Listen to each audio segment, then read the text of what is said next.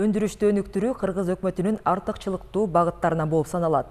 Жылдан жылга өлкөдө өндүрүш объекттери көбөйүп жатат. Алардын арасында экспортко багытталган ишканалар дагы бар. Бул туурасында кийинки сюжеттен таанышыңыздар. Сюжетибиздин каарманы Эдуард Пак гидрокурулушчулар шаарына өзүнүн жумушуна каттайт. Ал гидрокартондон таңактагыч жасоочу фабрикада басуучу болуп иштейт. Буга чейин башка типографияда иштечүмүн. Анан бул жака чакырышты. Бул басмакана мурда офсеттик ыкмада иштеген эмес. Азыр көрүп турганыңыздар офсеттик машина болуп эсептелет. Басуу ыкмасы дагы офсеттик. Кээде снип, пантондук ыкмада да басып чыгарабыз. Аталган ишкана шире үчүн түстүү таңактагычтарды, кондитер азыктары үчүн табаларды жана курулуш материалдарына арналган таңактагычтарды чыгарып келет.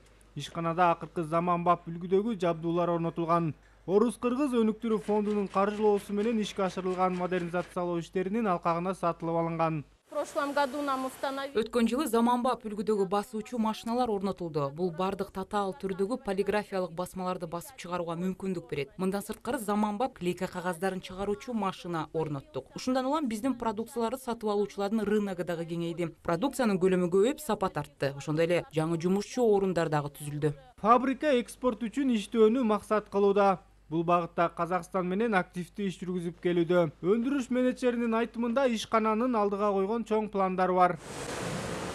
Ал эми кийинки объект бул металлдан эритүү жолу аркылуу продукцияларды чыгарган завод.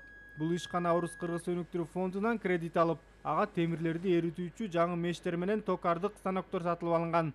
Натыйжада ишкананын өндүрүш көлөмү 3 эсеге көбөйүп, кирешенин өлчөмү да артып турат. Например, у нас сейчас катаем.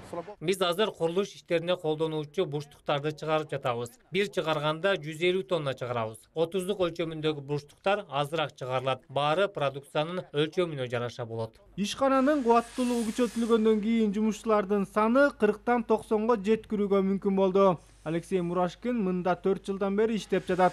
Аны менен сүйлөшүп жатып, заводдо түшкү жана кечки тамак берилерин айтты. Маяна өз убагында берилет. Өндүрүш көлөмү өскөн сайын маянанын өлчөмү да көбөйүп жатат. Ну, раньше, например, в день 20 тонн делали. Мурда күнүнө 20 тонна темирди иштетсек, азыр күнүнө 50-60 тонна иштетип жатабыз. Ошого жараша айлыгыбыз да көбөйдү. Мен станоктун жанында туруп, кесик калдыктарды тазалап турам. Станок бурчтукту кескенде калганын мен алып салам. Кесинди темирлер кайра эле линейкага жөнөтүлөт. Бүгүнкү күндө ишканадан чоюн люктар, торчолор жана бурчтуктар чыгарылып келүүдө. Алар негизинен курулуш тармагында пайдаланылат.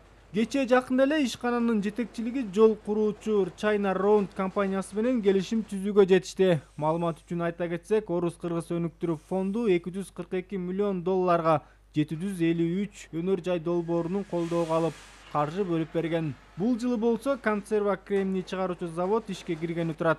Мындан чыккан продукциялар да экспорттоло баштайт.